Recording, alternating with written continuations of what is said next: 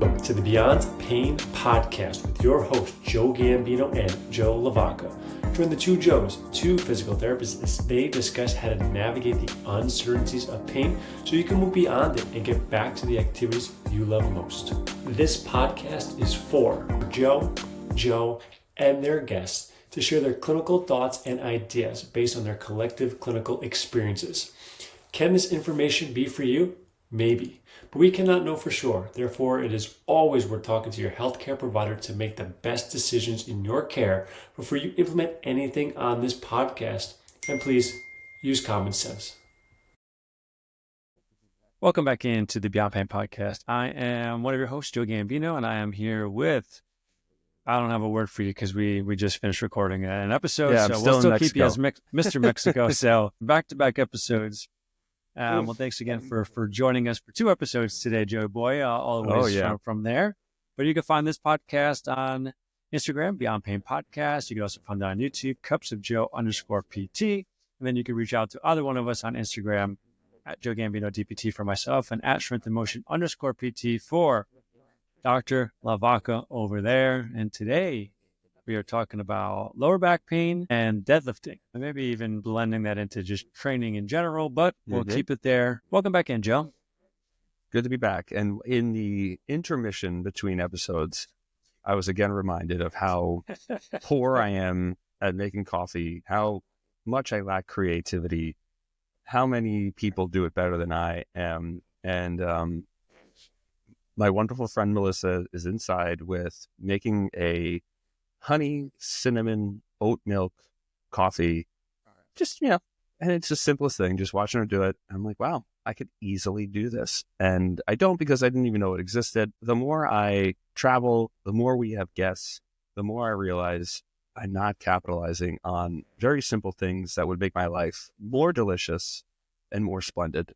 So this is why I'm going to keep doing it, man. This is why I gotta keep doing the pod, even though we're in Mexico right now, because I have to share this with people that there is hope. If you're like me, there is hope. Just keep searching.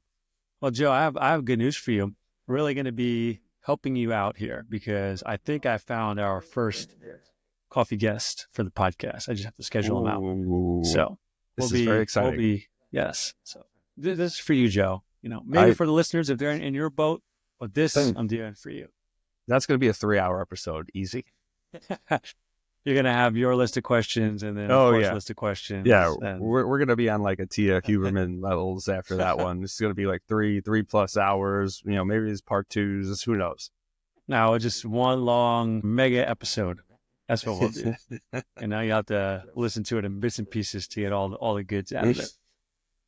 Well, let's dive in. We're talking about low back pain. We're talking about deadlifting today. Is there any specific place you want to start this combo? No, I think this is just, again, one of those common stories we hear so often with clients. And I think where a lot of it comes from are those poor models of the spine that clinicians still use that squish out discs that already have that like red gumdrop candy protruding from the side. Now, I will say this. If you've ever seen those models, at least the red gumdrop one was very stiff, right? It was real rigid. So you were moving it around, but the disc was hard. And at least I'd always point out, even when I would use those models, but you see like how tough the disc is in like every other section, right? That, it's even harder than that. It's like tire rubber, It's not going to bend or break easily. It can adapt. And then there's these new models. I don't know if you've seen those, where all you have to do is just like squish, and it almost becomes like a jelly donut.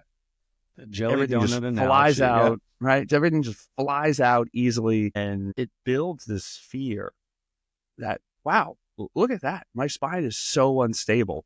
Look at that. All that fluid and juice and jelly can just, boom, go out at any moment in time. And these are the models now, and they're meant with good intention, but I think the stories that are presented behind them are not helpful.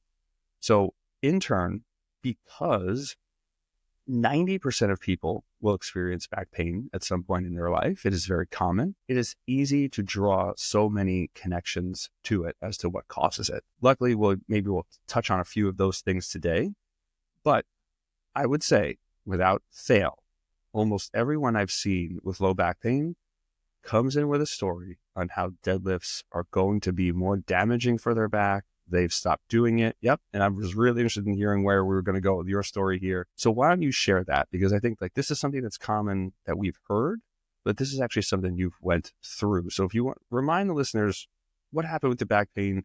How long did you prevent yourself from lifting? Because now I see you working your way back up to PRs on Instagram, and it's really fun to watch. So why don't you just share that? Yeah. So my, the main thing with my back when it went out, we can't, air quotes, because that's a terrible term for me to use with it, but kind of exactly how I felt. I was playing softball, I was in my mid-20s at the point, and I just did one quick turn to the left to catch a ball that hit the ground and took a spin in a direction that I didn't expect it to, and put me on my knees. I literally had to roll the ball to the outfielder next to me because I couldn't. It took me 5 minutes to get off the field.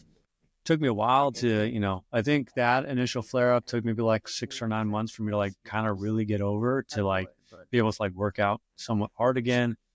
And then it's kind of limited me to a point where anytime I started to get back up, I think I talked on the podcast, it's always 275 was that number. Anytime I ramped up to 275, my back would start to hurt. I've had a couple big flare-ups since then. One was when I first started working at Perfect Stride. I had that big flare-up. That also took about 6 to 9 months when I had that big flare-up for me to get back to a point where I can even train again.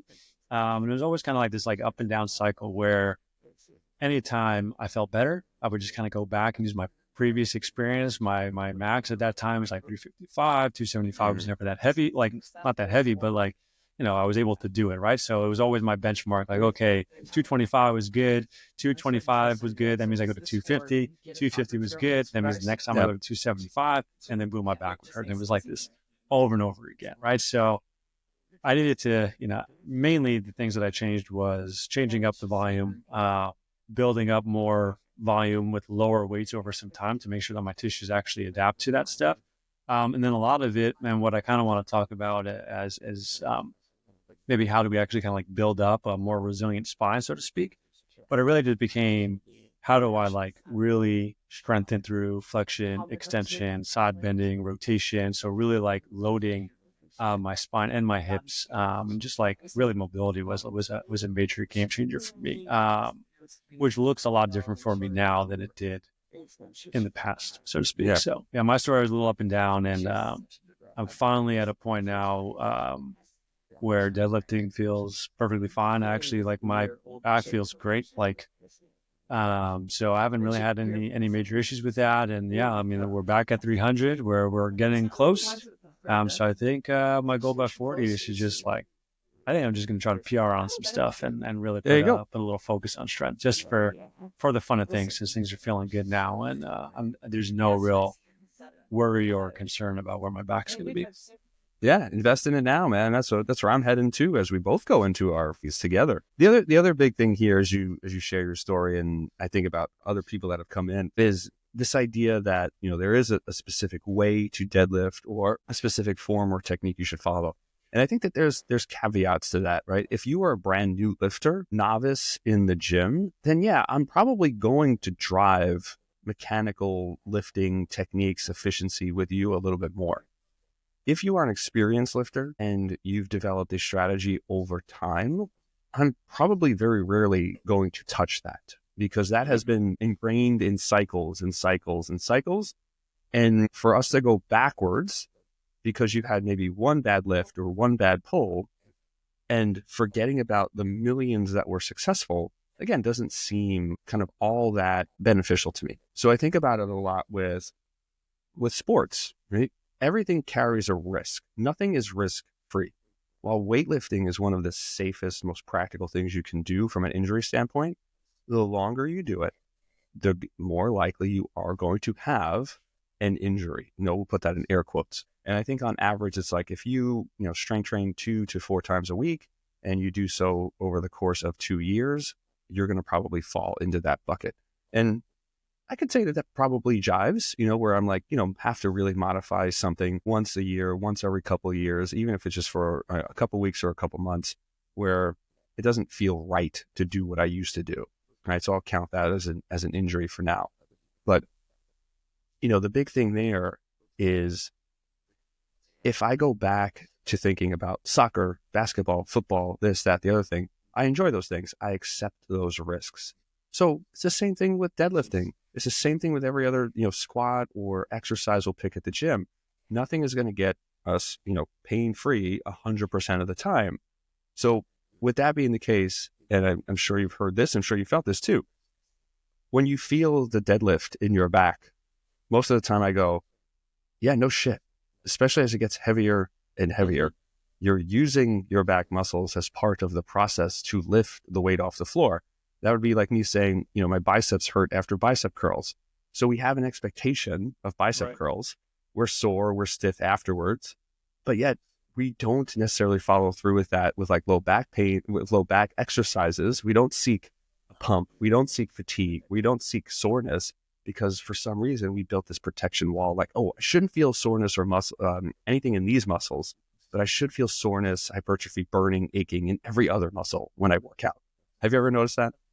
I have, yes. There's definitely a way that we look very, very differently at things around our spine. And, if you have pain, if you've never really, you're new at moving or lifting, sure, like good technique, things like that, those things are important. Not that they're not for more experienced lifters, but when you've loaded and you've hit maxes and whenever you do something with max intent, you're likely going to break technique. You've already kind of built up those tissues right over time where it's going to be less likely to cause issue for that person than someone who's new, who has zero experience with any of that stuff. Just, I guess, a quick last point, and just kind of go back to my story and where I kind of see a lot of people make mistakes as far as supplemental training, especially if they've had back injury. I want to kind of bring it back to pain is the focus is always on stability, like working through neutral, trying to prevent flexion or extension or rotation or whatever it is, right? And that's kind of, going back to like Stuart McGill on the Big Three, that's like everything that he's ever preached. And I'm not saying that we shouldn't be doing stuff like that, but it's missing half the picture as far as what our spines need to do to be resilient. So spinal segmentation is super important. That is exactly how our spines work to transmit force. If you're not able to segment your spine and moves in chunks, you have zero awareness of it, chances are it's going to feel stiff, it's going to be achy, right? It's not going to be able to transmit force well. And so spinal segmentation is a big one. Making sure we have full range of motion. Can you fully flex your spine? Can you fully extend it? Can you side bend? Can you rotate? And then once you have those things, can you actually produce force? Can you strengthen those tissues just like any other muscle? It doesn't necessarily have to be to the extent of like turning your bicep, but you shouldn't be afraid to load those things. And I think once, we do, it's especially for me, like strengthening spine extension was like a massive game changer for how things felt. There's actually a little like the sensations when I did strengthen it. First, it was like super fatiguing, super hard for me to do. Like now it's starting to get easier, but also feels different when I load those tissues. It's not painful. It's not like a traditional pump. It's like an in-between, uncomfortable kind of workout-y type of feeling. But at the end of it, like when I'm looking at how do I respond to something? It's not just during it, right? It's how I feel afterwards and over the next day or so, right? And if my back feels like better after I do those things, even if it felt like this weird, uncomfortable sensation, then sure, I'm going to keep it in my program, right? It's not detrimental to me. And now I'm seeing more and more progress. Those things are getting easier. It's allowing a lot of things to kind of branch out for where I am and how I'm feeling. So very, very clear. I probably should have been doing a whole lot more of that a whole lot sooner in a sense. Yeah. Yeah. And but I was always so focused, and back to our point from last episode, I always focused on flexion because flexion was always my problem. And I never was like, I need to work on a whole lot of like extension, right? It was always flexion. So now that I'm not working on those things, but it was a whole lot more on the extension front that made a difference for me. Yeah. And if you're not following Joe on Instagram, please do so. I mean, it's really cool to watch Joe share his story, but then share his progress as well. And always strength training with our girl over there, which I love. So keep her in the gym, build good habits. That's the plan. I got a little walking beams for her. So when she goes in there now, because she's older, I need to entertain her while we're in there. So, All right. Well, I think we have a lot more to say on this topic. So we'll continue our conversation in the future around this. But anything other closing remarks, quick takeaways for people? No, I don't. I think we'll elaborate on this, but we'll have your coach on the podcast to talk about deadlifting from a performance perspective. We'll add our little nuances about pain, but I think that will give a lot more context to the things that we've talked about today. Sounds good, man. Looking forward to it. So, Joe, thank you. Love you. Listeners, we love you. And don't forget to tune in next week for another exciting episode of the Beyond Pain podcast.